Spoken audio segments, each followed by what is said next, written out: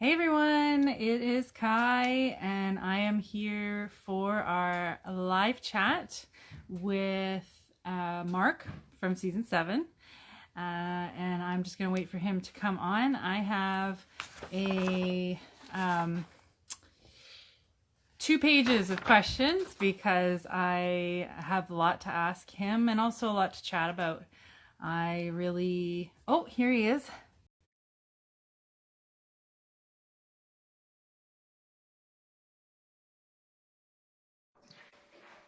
Yes. What's up, buddy? How's it going? Good. Oh, look at you. You've got this fancy earpiece. Okay, listen. So I'm trying fancy. I got like extension cords and microphones and earpieces. Man, I just making sure you guys can hear me fine. Does it sound Yes. good? Oh, yeah, it sounds great. I actually Is just it better reminded than my before? uh it sounds great. Okay, Yeah. good. I just reminded myself to start recording on my screen as well. So, How do you do um that? do you have an iPhone or an Android? Oh, you're okay. I got it. I know how to do that. So you're recording this whole thing. Yeah, that'd be good if you could do that too, because then it has your audio on it. Yep. You're in Sask right now. Yeah. All right. So I was just saying that I'm excited to have you here because I really love your story. And I actually think that our kind of mentality about the whole experience was quite similar in our sort of competitive nature. I didn't want to let down like a list of people. And I think that played heavy on both of our stories. And so I think it will be cool to kind of talk about that. Oh yeah. I see it in you. You're just like me in a lot of ways. Yeah. Which is cool because we come from such different backgrounds and careers. And I think that's one of the things that I loved most about our season is that everyone really did have a different background, and yet somehow we all just really connected. And such amazing people. Yeah, I yeah, mean, I don't know. I think there's a reason why we all stay in touch and do things like this, and it's yeah. definitely a family from here on out. So Yeah, for sure. I mean, I just love for those of you who watched last week, you know that we all have a group chat like via text, and while the show was airing, we were get like sometimes you would get trolls or whatever, and we'd all share our like little horror stories, and the first thing that Mark would be like, all I need is their name and their emails, and I'm on it. give me an address. I will show up at their front door. Yeah, because Yeah, no one ever really knows the true story, right? And they sit exactly. there and they think they know about this person, they think they know about that person. And I'm telling you right now that, unless you've been there and you've done that, you just don't know. And it's never, I think production does a damn good job of portraying it in a good light. Um, and it'll never be our story, if that makes sense. And so, but hey, that's what we signed up for. And honestly, we didn't really do it for the story. I think all of us did it for the experience. Yeah, And so, for sure. Yeah, no, I agree. And that's why I think doing like the fireside chat that we were a part of, it felt really cathartic, but we all knew that that hour long that it took us to do, each episode was going to be shrunk down into, 15 minutes. So even when you got the opportunity to share your story, it still wasn't going to be, it was going to be edited and, pared down. And so yeah. this is nice because I really do feel like talking to each other, while we were doing the healing, right? Was super cathartic, especially for me anyways. Talking to you about your story and everyone else. I think I talked to everyone. And it's amazing how many similarities people had in their stories, and yet production was able to make everyone's story completely different. And that stuck out for me for certain people's stories. It's like, oh, like, you had mentioned Callie, like, just looked grateful all of the time, right? Like, they really pegged her as this, like, grateful human being, and she is. But that also doesn't mean that, the 8 other of us weren't. Yeah. I say 8. Yeah, yeah. Um, I think we all know what you mean. yeah. Uh, So I do feel like it's important to just talk about our stories, because you might have had something happen to you that they showed happened to me on the show, but then, it also happened to you, which was really an important part of your story, kind of thing. yeah, absolutely. Yeah. Yeah. So, how does it feel for it all to be over? Over, I say in quotations, because, the experience is over, the TV part is over, but now your life continues. What's I think there's pros and cons each to everything. Being out.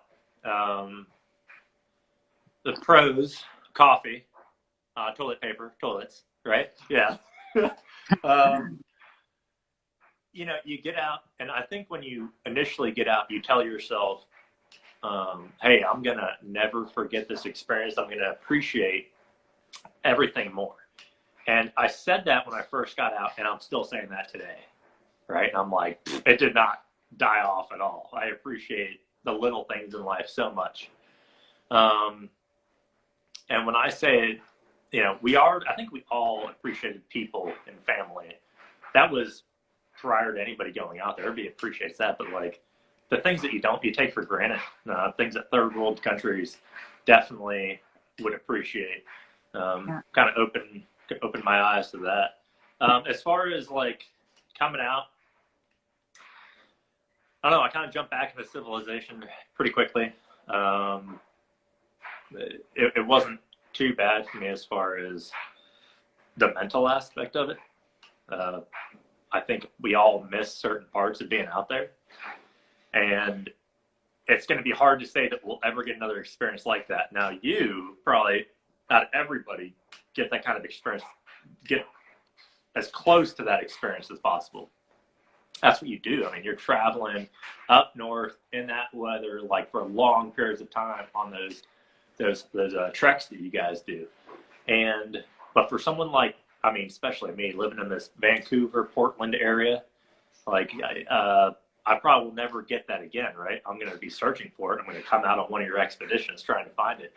But, to be by yourself, there's nothing else like that. You learn so much about who you are, what you're made of. I don't care what you've been through, right? Like, prior to this, it doesn't matter. I think this experience is what we're talking about, and you just learn so much about who you are, and are you happy with yourself? Do you love yourself? Are you going to change? So, yeah. What about you? No, I feel the same way. Like, as far as going out there, I think you talked about, everyone has their own little demons that, they have in their head. And when you go out there on your own, you either have to face them or realize that actually they're not demons. And I'm happy with who I am as a person. And, you have to really enjoy your own company. And if you don't, like, you're It's going gonna, to show. you're gonna You, leave. Ty, I was worried. Like, I'm not going to lie. When I went out there, I was like, do I like who I am? I don't know. Like, I've never spent that kind of time alone. And, after like the first 10 days, I was like, I think the first 10 days, everybody's out there jamming. They're having a good time. They're having fun. 20 days goes by. You're like, all right, I've been out here for 20 days by myself. I'm happy. Yeah. You're having a good time. You miss certain things, absolutely, but like, you're good. Like, you're good with who you are. You know what I mean? At least I felt good with who I was, which was that's a good thing for me to find out. Yeah, for sure. Until you started fighting with yourself. Yeah, So you start having arguments with yourself. You're like, Yeah. something's Yeah. not right. I mean, I definitely discovered, I mean, I already knew that I was okay with my own head and being, on my own, spend a lot of time in my own head, not necessarily alone, but in my own head, I'm happy with my innermost thoughts. Um, but I was definitely really hard on myself. And I think that had to do with, like you were, excuse me, saying the people that you didn't want to disappoint. And I was curious because I think it was just in your Instagram video, you said you actually physically wrote down a list of the people that you would disappoint if you came home. Oh, you can't see it, can you? Oh, wait, hold on. Let's get the lighting right. Is that Like, the whole thing is a list? that's a name after name after name after name carved into a piece of wood, right? Um, Wow. and I was writing that list when my shelter caught fire. And I'm Wow. sitting there writing this list of people that I would let down because I was feeling it. Like, day 40, I was hurting, and I was a hurting unit. And physically, it was just, I was draining at that point. And Yeah. so I'm writing this list down, like you're talking about, of everybody that is going to be upset. And that's what, hey, you write this list down, and every one of these names is one day. And that was what's going through my head, right? One day Right. I've got to make it further, and I'll make this person happy. One day, and I'll make it further. So I had 60-something names written down. Oh. I didn't even know I knew 60 people that actually liked me enough to care. But, when you write it all out, you do. Wow. They might care. Yeah. Yeah, and so that helped you push beyond your discomfort and your pain you found? Um, it was one way to take my mind off of things, but yeah. So for me, carving out these names was one way of me trying to get in the right mindset. And I kept trying to push from day 35 to day 44. I was just pushing and pushing and pushing. It didn't pan out for me, but you would do. I would do things like this. I did a lot of writing, which we didn't have pen and paper, so it's a lot of carving into these pieces of wood, right? And paragraphs at a time. And I had the time. And I remember one of the contestants saying I don't have time for knickknacks or any of that junk. And I'm like, I worked every day from 5 a.m. to 7 p.m. And then after that, I still had time for knickknacks. And you're still sitting in your shelter, and for me, I didn't want to. I don't know. I tried to stay up as long as possible, try to stay entertained, try to stay busy. And so writing things out was one of the ways I did that. Yeah. Trying to find ways to motivate yourself. But yeah, you're Yeah. right. There's a list of people that you don't want to let down. And so that definitely drives you further and further Yeah. and further to do things that you would never normally do. Yeah. Yeah, for sure. And yeah, I mean, that was for me really important as well. You would only look at your photo of Max every 10 days. And for me, I looked at that picture of Dave and Hank and Lenny, every single night. That's what I would fall asleep to.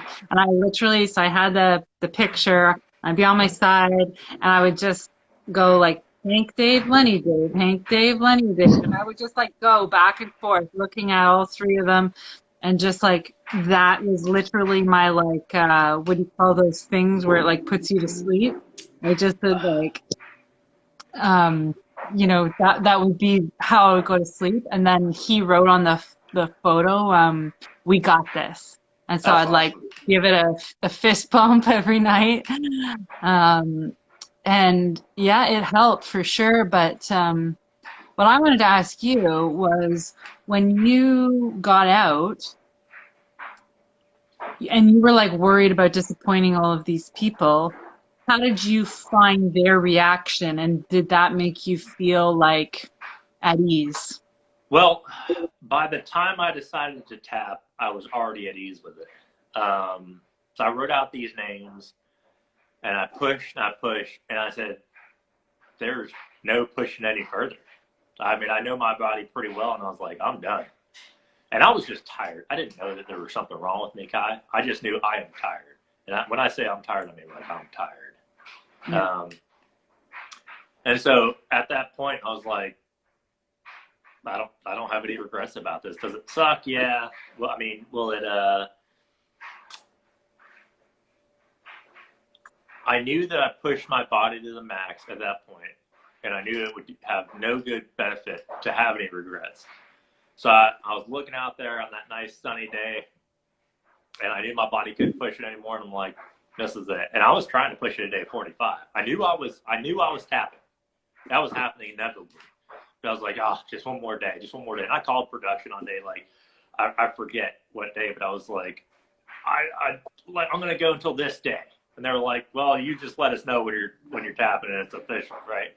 I was like, all right.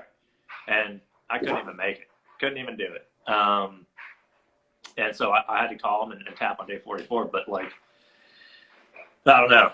It was a heck of an experience. But I don't feel like I let anybody down from that point on. And people's reaction now, I'm still getting emails on things I never, like the recon and the sniper community. I was slightly worried about that. I was like, no matter what, you never quit. But when it comes down to it, and like, for me personally, like, I didn't know that I was literally dying. But when I found that out, I was like, nah. I mean, I still have a little bit of like, maybe I could have gone 1 or 2 more days longer. And it's like, dude, the doctor sat me down. He's like, you would literally have died. Possibly, right? Not like you would have, but like there's a possibility your heart could have just stopped 1 or 2 more days longer. And so even with that information, it's ingrained into our brains to not want to quit. So you always just want to push yourself a little further. And 44 days to me, meh, you know, if I could have gone like 60 days, I would have been happy with 60 days, right? No, but like, 44. yeah, you have to be. And like you said, you know, like you need to be smart enough to know when to push yourself and when to stop. Because, I mean, like for you, that hit home real good for me with your story in particular, because you were like really in danger. And, you know, the bullheadedness in you wants to keep going, but you were able to pull back and listen to yourself and like, you know, throw your ego aside and just be like, no, like this is time and I have to get out of here.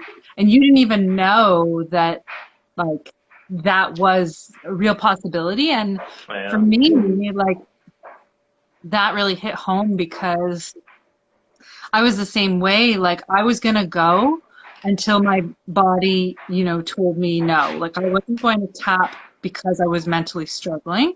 That just wasn't an option for me. Even though they made it look like you know, every time there was a tap out, they used me as the pawn, you know, to be like, is Kai going home today? Because she's having another meltdown. Oh, you know, they always used me. And then at the end of the show, they'd be like, nope, she's good. Like, she's going to keep on going. Keep on going. Keep on going. But the thing that scared me most when I heard about your story is that the medical team, as you know, helpful as they are, and production team as helpful as they are, didn't have the diagnostic tools there to ensure that you're like going to be okay. I don't know if they could even check for that, right? I don't know. It's one of those things that I guess that's what makes it such a real show. Right? Exactly. Yeah. And I mean, it is a reality that somebody could easily get injured extremely bad and them not get you in time. They were not right around the corner. No. So, no. Yeah, and I thought that as the weather was getting colder and colder, and my hands and my feet were, harder and harder to keep warm. I know that, like I'm very well familiar with hypothermia, frostbite, all the cold weather injuries, and I also have read a lot of books, from the mountains and people freezing to death and how it's, you know, you go to sleep and you don't wake up. Yeah, And, I started to see that trajectory, not in an extreme way for me, anyways, but in a way that I was like, I need to be very cognizant of these red flags and, these lemons that are starting to add up. And I wasn't going to let myself get there. And so when I found out that Callie had frostbite, I just got so worried, and I was really happy that I pulled myself out before it got to that point. yeah, Because I don't know that I think production probably would let you push beyond your red line, um, because they want you to be the one to tap. But exactly. They want to see that, but yeah, people don't understand. Like, and I don't think we still don't understand the repercussions from people staying out there as long as they're staying out there. Um, yeah, the health aspect of it, like, holy cow. Last season, um, what was her name? Not Linnea, Wonina or not Linnea. Michelle, Uh, Nikki. Nikki. I talked to Nikki afterwards. Whenever I got out, she was actually there. They brought her out there, and I was talking to her, and I was like, "Well, what did you eat while you were out here?" Because I know they only portrayed this, and she's like, "No, that's about right. This is it." And I was like, blown away. And talking to someone, and she didn't, she didn't tap either. They ended up coming and pulling her as well. And like the fact that what was it, day 55? I don't remember exactly. I think it was in the 50s. But like she fought to the very end. But the thing is, like the repercussions from letting them do that and her not choose her path, like there could be, and I think she's fine now. But like I still don't think we know the medical repercussions that can come from us pushing our bodies in that way. So No, I agree. Yeah, I was speaking with Nikki, and yeah, she still has a lot of muscle fatigue. Um, yeah, and other things too that are just like long-term effects. And for those of you watching, there's a Facebook group. So season 7, we all have a group chat, and then there's also a Facebook group where like anyone who was on Alone Ever can be a part of. And I would throw out like concerns of mine, and 10 people would be like, "Yep, yep, yep." Happened to me. Took me 3 years to get over it. Whatever, whatever. And so it is definitely the experience is over. The production TV part of it's over, but like the healing and just sort of yeah, re-strengthening, I think, is ongoing. yeah, And, yeah. yeah. And so I was glad to hear that you kind of got the all clear with your heart and everything. Is that still the case? Yeah, no, it took a while. So I tapped on Halloween. I was really thinking, like, I was like, oh, I'll get to see Max in his Halloween outfit. No, not even close. Um, they don't give you your phone X amount of days. You're not allowed. I mean, it was ridiculous. But I ended up tapping on Halloween. I got to the hospital probably in Canada, probably on the 2nd or the 3rd. And I got to the hospital in the States, I think, on like the 6th. And it was at that point when I realized how bad it was, that my heart was in congestive heart failure, and this thing was attacking all my organs, besides my brain, luckily. But, I went to the hospital. I was in the hospital for about 3 to 4 days, admitted in the States, and then I went back to the hospital at least twice a week until February. So February 10th-ish was when they were like, all right, your heart's good. Up until that point, I was running into, hey, your heart numbers, they're still decreasing, but now your liver numbers are rising. So like, oh, stop taking this medication for the parasite. And I'm like, oh my gosh, start taking this heart medication. Or they said, stop taking the heart medication and because it's affecting your liver numbers now. And it was all over the place, but luckily I had no scar tissue from the swelling inside or outside the heart. And I was like, that was the greatest news to hear, because I knew that I didn't do permanent damage. But up until that point, I was pretty scared. And now it's just a matter of, going out there and strengthening back up. And that's what I've been doing. So, yeah, and I'm good. Yeah, I'm fine now. I mean, when you look at it now, I'm like, yeah, I pushed it all the way. But, and I wouldn't have changed anything. I wouldn't have come out a couple days earlier because things turned out perfectly fine, right? But I would have left the exact day that I did. So. Yeah. Yeah. I mean, and it's so funny. As soon as I like got into like the warm cabin, you immediately start thinking like, I should still be out there. I should still be pushing. Like, why did I, leave? But then like, after going through the whole winter, and like my hands are hypersensitive to the cold now, and like like my bones are just aching. I'm just like, no, like you made the right decision. I mean, I'm just saying, I've kind of watched everybody. I kind of know everybody that was on this season, and 90% of us did not go out there for the money, and that's not like, it's just not what was on our minds. Like, we went out there for the damn experience, and I think we got exactly what we were looking for. Yeah, and for sure.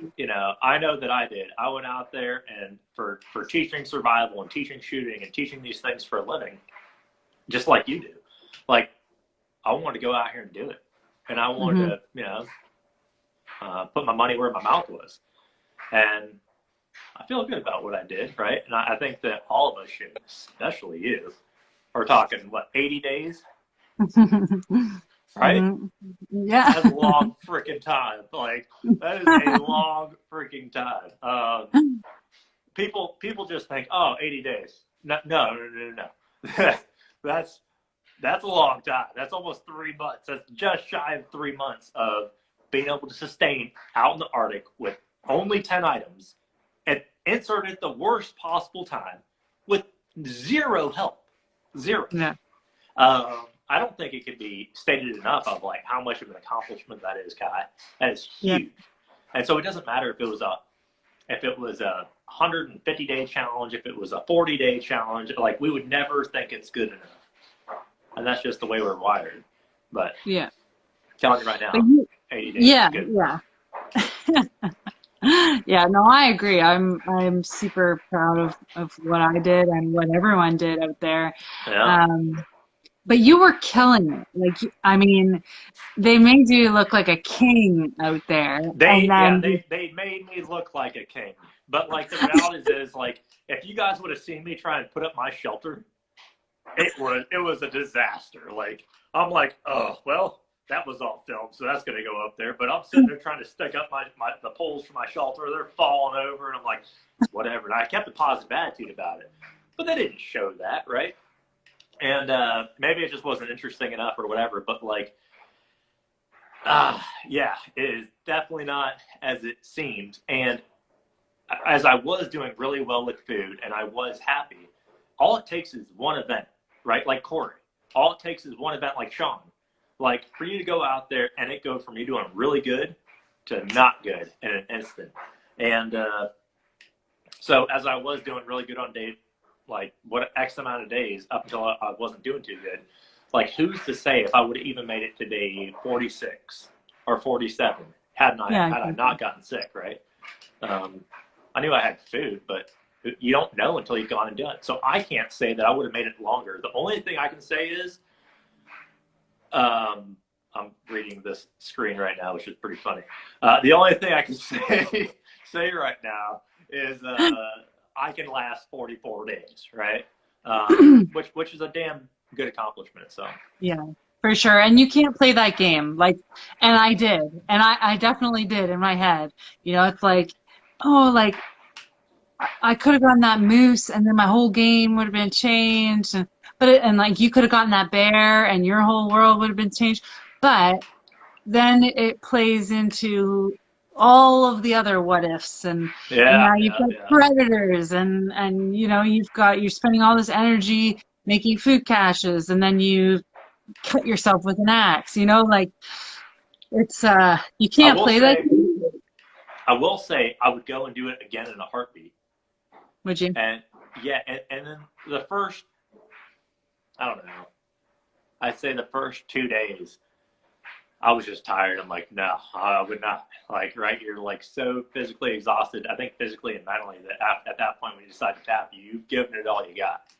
Um, I would go and try it again. Absolutely. Would I succeed up to 44 days? I have no clue. I might only make it 5 days, right?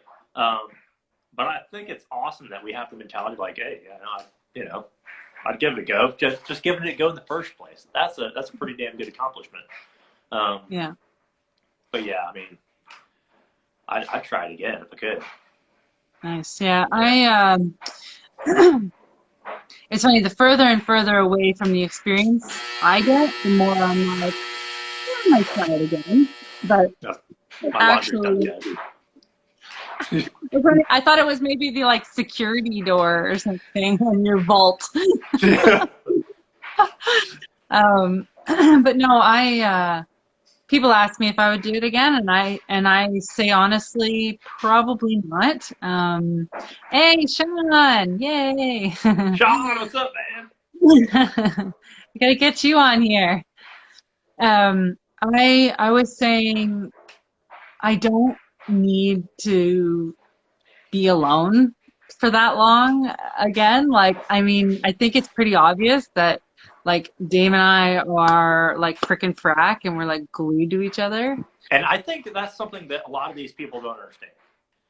Maybe not your viewers probably understand that, but um, the viewers that watch that I've talked to about you, and I'm like, you got to understand that Kai, up past when I left, right?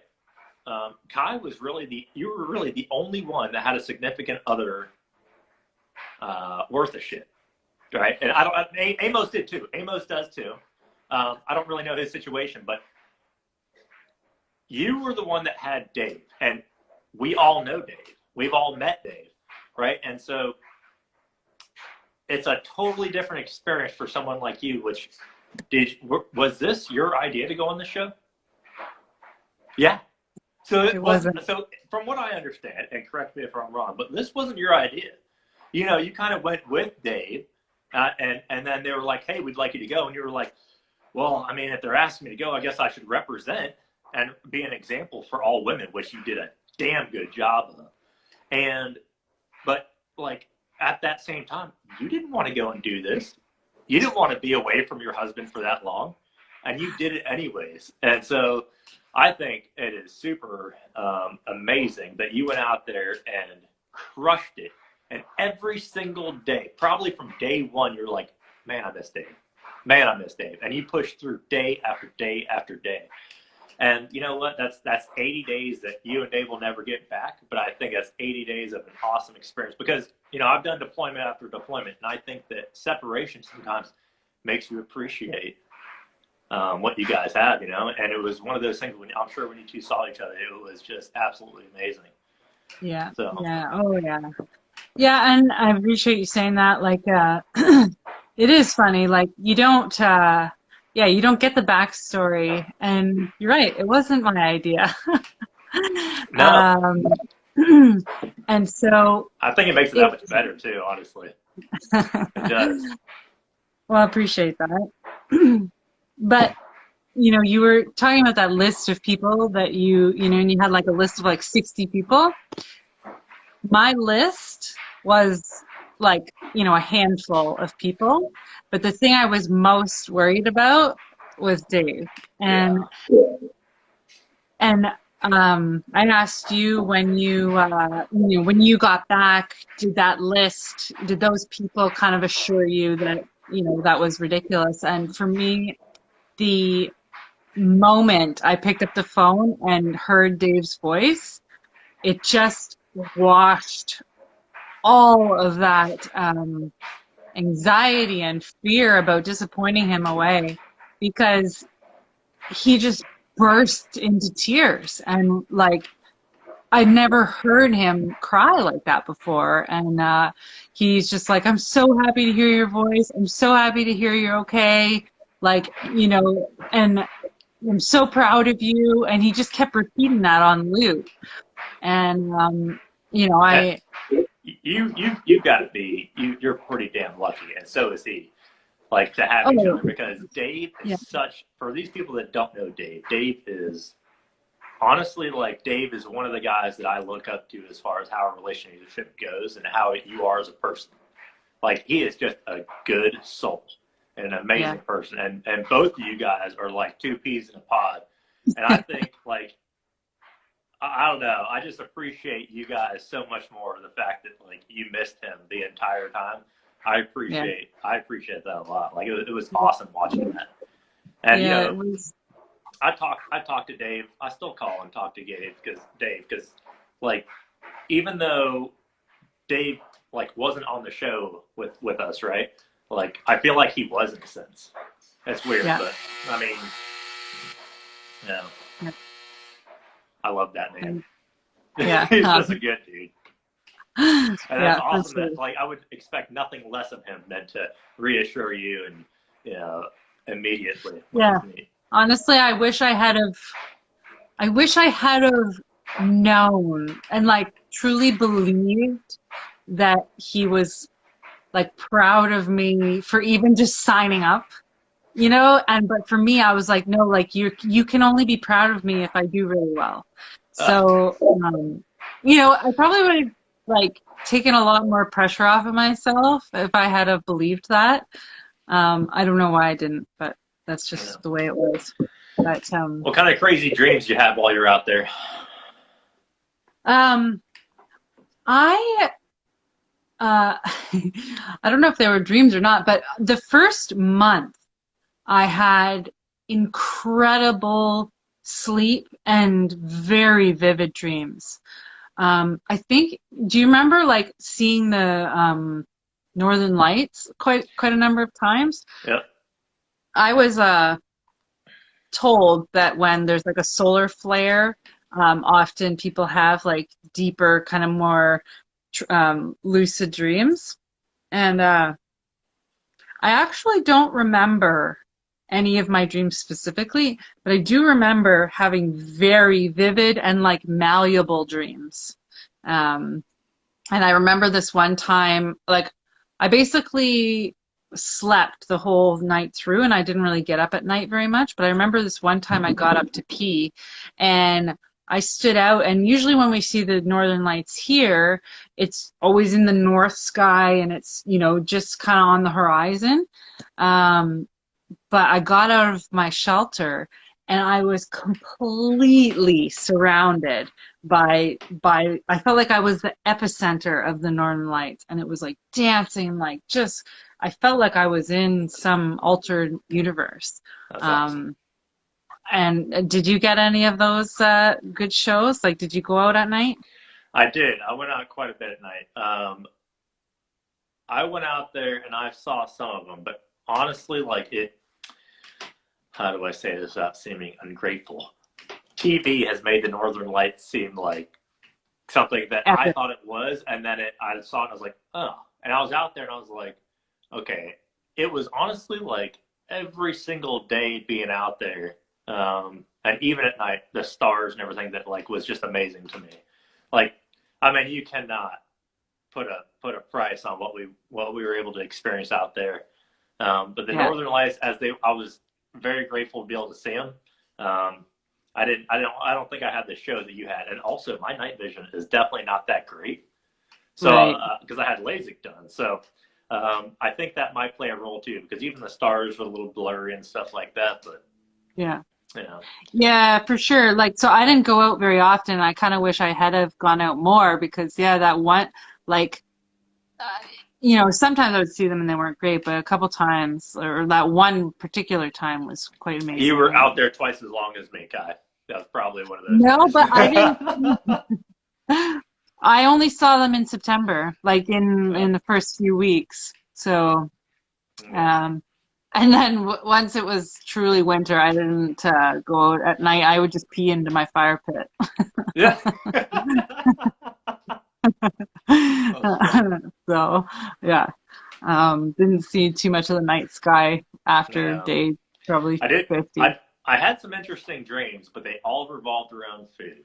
Almost every Yeah. single one of them, or like ways that I mean, I had dreams that my buddy Keith was going to come in on a helicopter and drop me off food. I'm like, this is all about cheating now. I'm like, that's totally not right. But these are the dreams that were coming to me, right? And I'm like, Yeah. I remember he dropped me off a truck. I drove to the store to try and get some like Twinkies or something. I don't even remember. And I get there, and it was like our Radio Shack. I didn't have my yellow brick with me in my dream. And I'm like, I got to make it back to call in to get my Radio Shack. I didn't get any Twinkies. Oh my God, that's funny. That when I just a minute ago said, I don't know if they were actually dreams because it was the exact same thing. I had like food visions, and like I would come up with these like massive, elaborate like ideas for food. And yeah, like I don't know if I was dreaming or just like daydreaming, kind of in Yeah, that yeah. state of rest that you're just.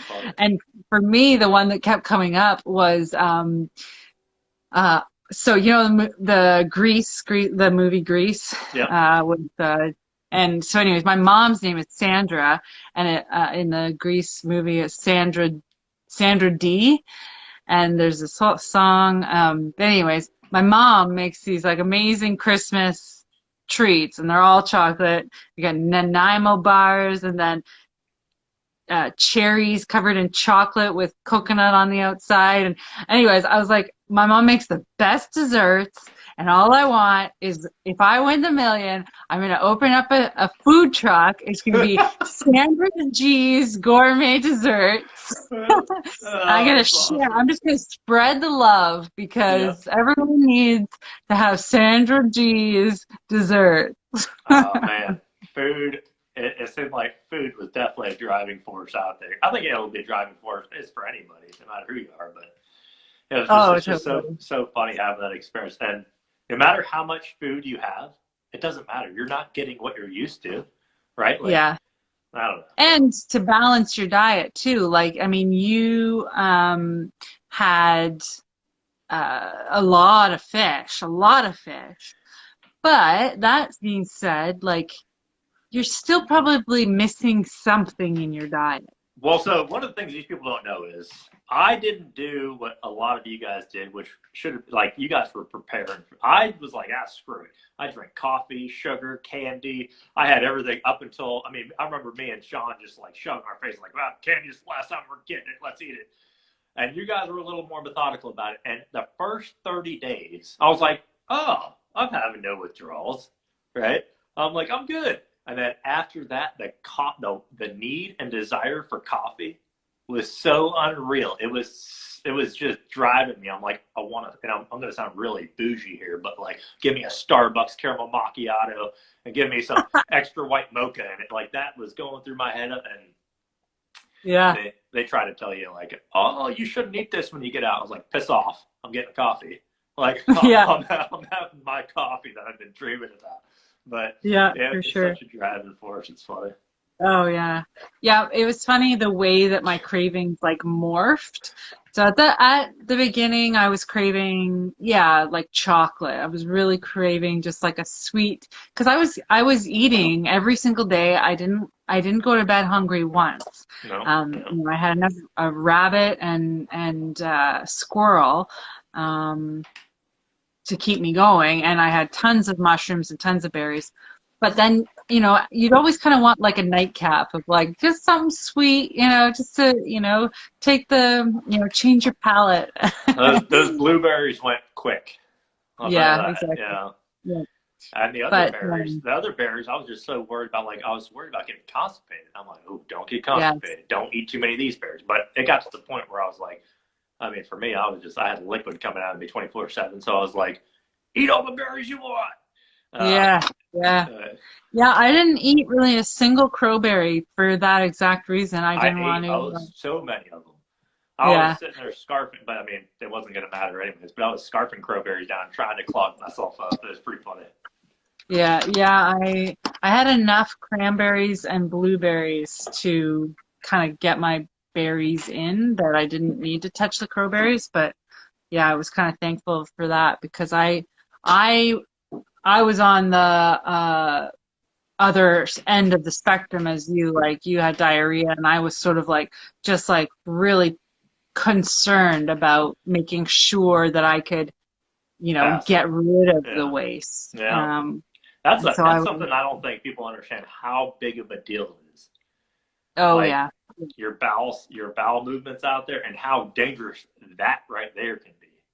You yeah, push your body to the max with that. That could be death real quick.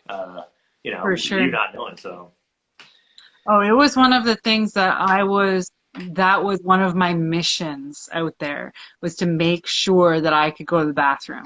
Because I didn't want to have to tap, like poor Michelle from season 6, um, had to. And talking with other participants from other seasons, had very similar issues, but didn't get quite that bad. Like, I didn't realize some people would go like 2 or 3 weeks without passing. And like, that's dangerous, whether you like how much food you're putting in or not, like you're still building toxins in your body. yeah, yeah, yeah. And so, yeah, it was something that I was very concerned about and went to great lengths to make sure that I Hey, would you make got it to poop. past. Everybody Yeah. poops. You got to poop out there. Yeah, and so I was thinking like, okay, like how much poop relative to how much food am I eating? Yeah, How much should be coming out? yeah, Because at least there has to be something that comes out. yeah. But like you're like, okay, I'm You're eating exerting about way more energy than you ever have in your life. So you're like, it's not going to be what it normally is. exactly. Yeah, Yeah, like your body's going to take from that food as much as possible. And so keeping hydrated was a huge deal as well. yeah. Um, but yeah, I mean, oh, that was one of my main missions in life out there was to make sure that I could poop. Yeah. I was trying not to. That was Yeah, my yeah, main mission. exactly. Yeah, so I mean, talking with you and pretty well all of the other participants, apart from maybe a couple, people were eating a lot more than people were eating on any other season. Even last season when we were in the same location. Yeah, but Um, I don't think it's fair, really, because what was it, season 1 and season 2, where they're in the same location, right? yeah, Like, we got to sit there and we got to watch the season 6, and we got to learn from a lot of their mistakes. Um, and so, like, when it comes to like getting food, like a lot of us knew, like, either you're gonna make a gill net or you're gonna bring a gill net, or you're yeah, gonna do fishing of some type. You're gonna be out there, you're gonna be fishing. And by the way, yeah. you were hilarious every time you caught a fish. That was absolutely amazing.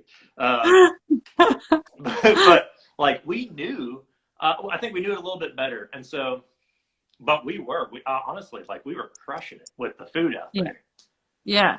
Yeah, and I mean I wasn't suggesting that we were more skilled, but I was suggesting like that we were eating more food, Yeah. and I can't imagine what it would be like to not eat as much as we did. That is something that, like, I was looking forward to in a weird way. I was looking forward, and for me, it was like 145. I started off at 210 pounds whenever I went in, and if I was to drop to 145 pounds, I was calm. Like, for me, 145 is ridiculously dangerous, and I knew that, and the entire time, like, we were just, I mean, just eating this after that after that. Um, yeah, I don't know, the food Well, thing. I think there was a bump year for the bunnies. It must have been because Nikki, I learned our land or actually overlapped by quite a bit, and I thought I was kind of pissed off when I heard that, because after she was telling me, she was like, oh yeah, like I was hunting there all the time. And I was just like, like, Yeah. why would they give me someone else's spot? But anyways, that being said, like she said she didn't catch any bunnies, really. And so, I mean, I'm sure my technique for catching bunnies can't be that much different than hers. And maybe I had way more snares out, but I think it was a bumper year. But that being said, like you crushed it on the fish, and like you're probably eating a regular amount of calories every day for a Yeah, while. there was no. I was eating more. I swear I was eating more than what I normally eat. Breakfast, lunch, and dinner every day. And for breakfast, lunch, and dinner, I would have minimum a fish fillet, at least this big, Yeah. for each one of those. And it was a ridiculous amount of fish. And I did not. I think whenever I ended up tapping, I had two fish. I was trying to eat everything before I tapped. There was one more thing I was trying to do. Was like, hey, you caught it, you killed it, eat it. Yeah. And I just couldn't. I had two fish. I had probably three fish worth of dried fish left. I had two fish that were frozen, and I had 1.5 or 2 rabbits left. And Yeah. I wasn't really like for all the fish I caught. You probably could have made those fish last 100 days, but I wasn't Yeah. doing that. I was like, that's not what I'm out here. If I don't get any more food, because in a Yeah. weird way, like I said, like I was really like trying to see what my body would be like losing weight, and I wasn't experiencing that. I wrote down my weights. You know how you're like not supposed to do that? Hold on a second. Hold on. Let me get it. I'll tell you. Like, Yeah. I could see. Yeah, production's going to be like, what do you mean you wrote down your weights? Don't worry, I know mine You too. can still hear me, right? Yep. Is it good? Okay. So, like, I guess I started off at 205, but then I got down to 188 on day 20 something. And day 30 something, I was back up to 192, right? So now I started gaining weight. And I was like, all right, sweet. And then day 44, I was down to 182. And that was just because I could not hold. And I was like, how am I losing weight? There's no way. The first 10 days I get it. I didn't eat anything to really day 5. Day 6 Yeah. when we started catching fish. And you're exerting a lot of energy, and a lot of it's water weight. But, it's crazy to sit there and eat that much, and you're still losing weight. And I was like, man, that is Yeah. nuts. But now, I mean, it makes sense now. I realize why. But Yeah. For me, I was trying to be, it was interesting because I was talking to Joe, in the summer, and he was saying that he sometimes was eating like 2 full rabbits in a day. And for me, like, it got to the point where I had a stockpile, but my body, I was so worried about being able to poo that I didn't overeat because I knew it was so protein packed yeah, that I wasn't going to get a lot of fiber and I wasn't going to get a lot of fat. And both of those things are critical to like keep things moving. So I was only eating about half a rabbit a day. And that is sort of how my body felt comfortable with feeling full and passing, something. I didn't care how much, it just had to be something. And I think that actually really helped me. I think yeah, that, and I'll love to talk to Joe here on this, but he was kind of suggesting that he ate so much protein that his body couldn't keep up with digesting it, and that made him more lethargic and like low energy. And so I think because I was only eating that half a rabbit, plus a little bit of fat and that a was the little right bit of decision. berries, it was Going like lighter. Yeah, right for my body. And I think that was, the smartest thing for my body anyways. yeah. Um, And so for you, like, did you, and it's funny though, because my mentality and Dave trained this into me when we were like preparing, we were like, he was coaching me and stuff. And he's like, eat now, starve later, right? Like that's like when you've Yeah. got food, you eat the Yeah. food. Yeah. Yeah. And that's what I was saying. I was like, eat now, starve later, eat now, starve later. And so, sometimes I'd be on my last rabbit and be like, okay, like, Start do or starving. die. Yeah. Yeah, like, let's do this. And Catch another one. thankfully, I was caught another one. Yeah. Um, And but that's the mindset to have, right? And I think that's yeah, awesome because like you go into it and you're like every day you got to prove it, and every day you got to go out there, you got to make it happen. And I mean, if this was a real world situation, we'd stockpile food up and have it to make it throughout the winter. But this isn't. And like this game of fighting calories and trying to conserve food, it's like just if you have it, eat it. Now it's super good that you didn't do that and you were able to eat like half a rabbit a day, because if you would have, with that lean meat, that could have turned out bad, worse for you, right? yeah, Um, yeah, it is so interesting, all the things you learn, but like my whole mindset was the same as yours, like, and same as Dave's, which was, uh, I'm gonna eat this entire fish right now. I mean, Kai, one day I ate an entire fish for breakfast, just breakfast, like an entire trout. And when I say like, I can't, I can't, I can't, I can't. out of How frame. big it was? Yeah, it's out of frame. And I woke up at 5 and I had that. And then for lunch, I had an entire rabbit for lunch. And then for dinner, I had another half of a fish, an entire side of a fish. And I go, how in the world did I just eat that much food? And I'm like, that is so strange. And no trichinosis worms are in my body. Like they're not in there eating the food, right? I just ate that much food and I could not believe it. But my mindset was the same: is eat it now, and if I run out of food, then you're gonna starve. Better figure it out. Yeah. It's also interesting to hear about like how everyone's bodies react differently to certain foods. Like, for example, Joel, he was eating a ton of fish. He was getting some rabbits, and but his body basically denied it, like right with his like electrolytes or like whatever was going on with his legs. And I'd love to talk more about that with him. But like all I wanted was fish. Like I was just like, I need the fish. Like I understand, like, in my head as I'm like catching these rabbits, I'm like, this is so amazing. I'm so thankful.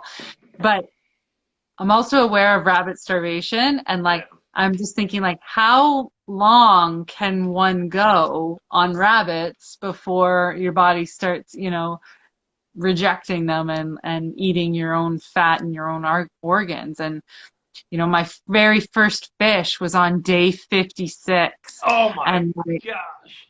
yeah, like, so, I mean, I had been living off of rabbits and squirrels and ptarmigan for 56 days. And so that first bite of that fish, like, I mean, I don't even Was think it you a can was it a was appreciate it a it because trout? Was it a trout or a whitefish?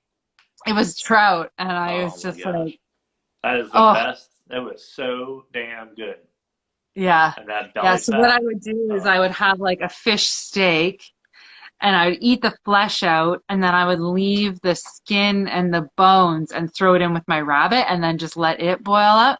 And then the fat from the skin would just coat the rabbit, and it was yeah, just like, oh my God, it was heaven. yeah. Oh man. It was my first experience with surf and turf, and I understood why people like it. Oh, that's awesome. That's awesome. Uh, But I don't even know if you could appreciate how good that first fish tastes because you were having fish like by day 5 and Oh, trust onward. me, every single day it was delicious. I Yeah. got so spoiled. I was so spoiled because when it started freezing, probably like around day 30 something, right? It started freezing throughout the day, and you could just hang your food up, or store it. That first fish that I had that was frozen, I was like, oh, what is this frozen fish? I was like, this isn't fresh. And I was like, I might as well just preserve it and, I smoke it instead because this is just horrible. I was like, I could do better than this.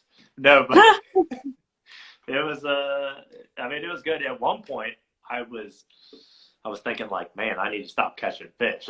It's just so many fish trying to smoke and take care of it. It's literally all I'm doing. And it's just, there's other Yeah. things you got to do. Yeah, exactly. I mean, that's a good segue. I was going to ask you, you kind of talked about how much, you're so grateful for the amount of fish that you had, but it was also a lot of work, Un, especially because in earlier days it wasn't cold enough to keep them frozen. So you had to, yeah, like smoke them. So I was going to ask you, like, what was your land like as far as your firewood supply? Because I had to end up walking quite a distance to get firewood. well, remember how you said they put you in someone else's location? Yes. Yes, exact same thing. And I was pretty pissed because when I was walking into my location, I'm like, cut down tree. There's nobody that's ever stepped foot on this in a while. I'm like, what is that? Cut down tree. And there's just somebody had been there a while. Oh no. And so when it comes to the firewood selection, it was the same thing. You got to walk a ways. And firewood, I remember having a dream, and that's all I wanted was a supply of firewood, right? A supply that you didn't like have to go out there and cut. And every single day I dedicated 1.5 hours to firewood.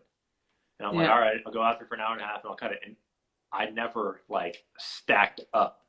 I was constantly using, and that's something that I would have done differently is use a little less. I was really spoiled. Well, I couldn't really for the beginning because, like you were saying, it's smoking so much fish. And I'm super grateful I did not get a bear in the beginning, or I didn't get a Yeah. bear at all. But I'm super grateful I didn't get a bear in the beginning because anybody that was to kill a large game animal prior to day 30, that was going to be tough.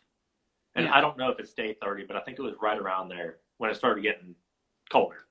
Cold enough. Yeah. Um, and it was it just it would have been ridiculous trying to get, and you never would have saved that much meat. Yeah. So I am very fortunate that didn't happen, and I am very fortunate I had fish. But the firewood, oh my gosh!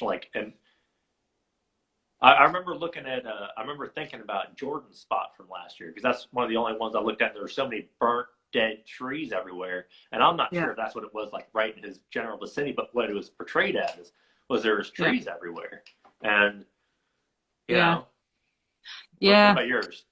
Yeah. For me, couple things that I really wanted when I got dropped off was that sort of open space. I didn't want to feel claustrophobic. Um, and that's exactly what I had when I got dropped off. I was like, oh, there's so much nice bare rock and everything. But I was like, I've got one concern. I don't have any standing deadwood bog, to like go to.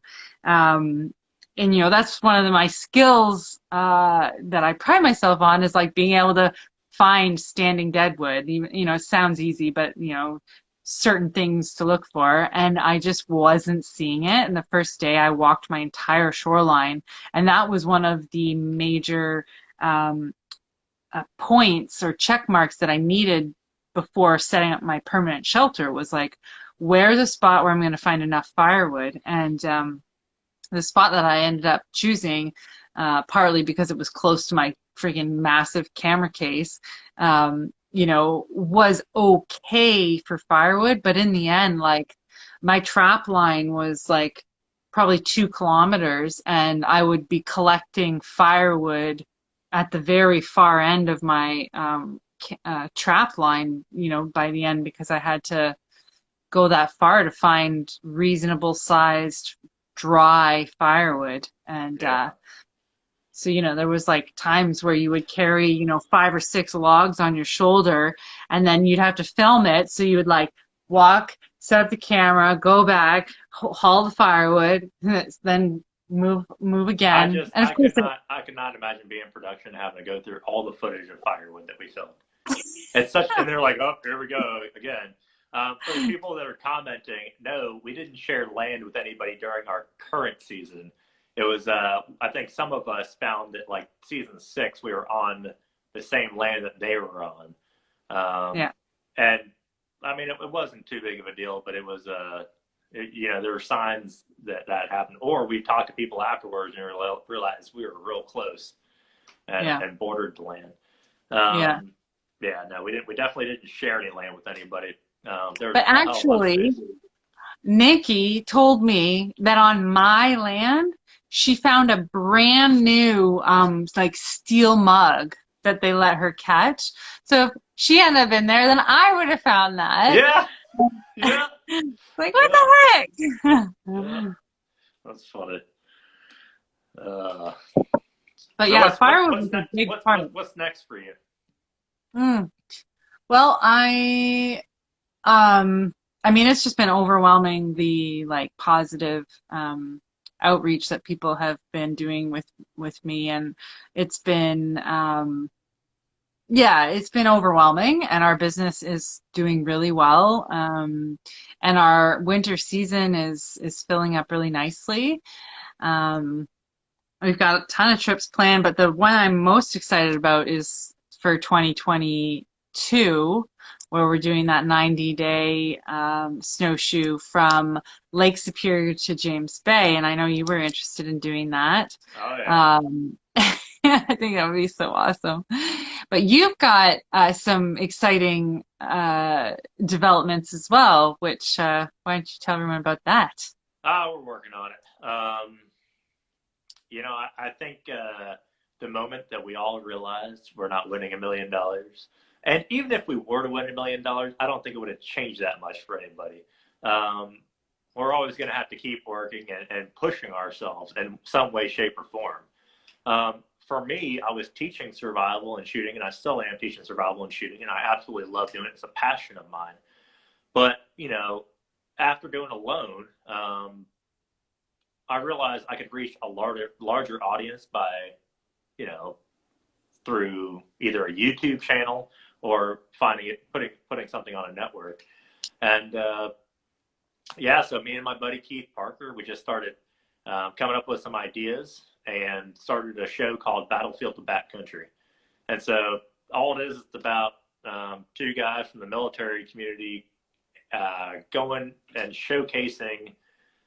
Really, we're breaking down those perceived barriers to entry where people face, where they're like, hey, I can't do this X, Y, and Z because it's too hard, or I don't have enough knowledge in that area. And we're saying, you might not be able to climb Mount Everest, but you can climb Mount Shasta, like a 14,000-foot mountain. I know you're Canadian, you don't work in feet, but Yeah, yeah. like, For mountains, I get it. oh, okay. So, you can climb this mountain with a little bit of knowledge, and we'll show you how. And you might not have ever gone on a hunt before, but with a little bit of knowledge, you can go and you can do it. So, really about breaking down those perceived barriers to entry. And then it's all about self-reliance. So, it might be a hunt, but it's not about the hunt of the animal. It's about getting that meat to be able to provide for your family. We got off-road vehicle driving course coming up. And we've got survival expeditions in the Sierra Nevadas. We got survival expeditions in Okinawa, Japan, and in Vietnam.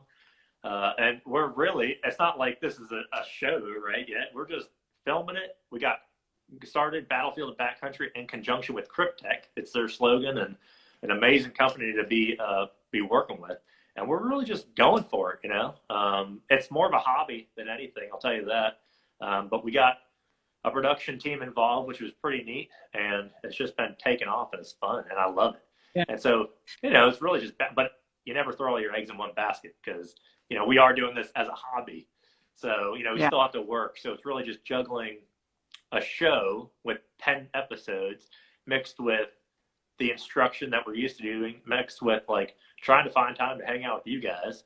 Right. Yeah. And family and spending my time with my son on my weekends and stuff like that. So, Yeah. Yeah. Yeah. Well, I mean, that's a good point, is that like we've talked about doing like a reunion show where we all get together and do something fun. And maybe we're like, well, maybe if there's enough interest, we could do like a crowdsourcing, production fundraiser. But yeah. since So none for of us, everybody that's watching, here's the deal. If you want to come out, you can fund us. And you can come yes, out with us and be part of the you, journey to go back to the land of Canada, where Kai lives. Canada's a big country, but yeah, Yeah. I mean, I would love to have, I mean, we all in the summer were like, we got to do this. Let's do this. Who's going to do that? Who's going to do this? And then we're like, guys, none of us won the $1 million. Like, how are we going to afford this? Maybe we can talk to Roland. Maybe he'll, no, just kidding. Maybe Roland will fund it. Yeah. Come on, Roland, if you're watching this. I'm sure you're watching this. Yeah. Anyways, I guess we should wrap up. It's been an hour. I think Hey, it's super, super yeah, great chatting with you. I had a blast. Seriously. Yeah. Thanks for having me on. Yeah. And I hope that we can all, after we kind of do this Instagram thing, like I want to get on YouTube and have like a split screen of all of us and just, shoot the shit again. And I think it'd be really fun. Yeah, we're gonna have to Um, do a large group one. Yeah, for sure. Make sure that you follow Mark. He is Shoot, Hunt, Survive, right? Shoot, hunt, Shoot. survive. Yeah. Yeah. And yeah, I think good luck in your future battlefield to Backcountry. that country. I think it sounds awesome. And yeah, I appreciate you chatting with me Yeah, and I'll see opening. you. I'll see you 2022. I'm gonna be there. There's no getting rid of me. Like even if you don't Yes. invite me, I'm just gonna show up with my bag and be like, "We're going, right?" And you'll be like, Yeah, yeah, "Oh, for sure. Yeah, let's do this. Awesome. All right. Well, thanks everyone for watching. And yes, stay tuned for next week where I will be chatting with Corey from Organic Archery. amazing." And yeah, love you, Mark. And thanks again. Take it easy. Bye.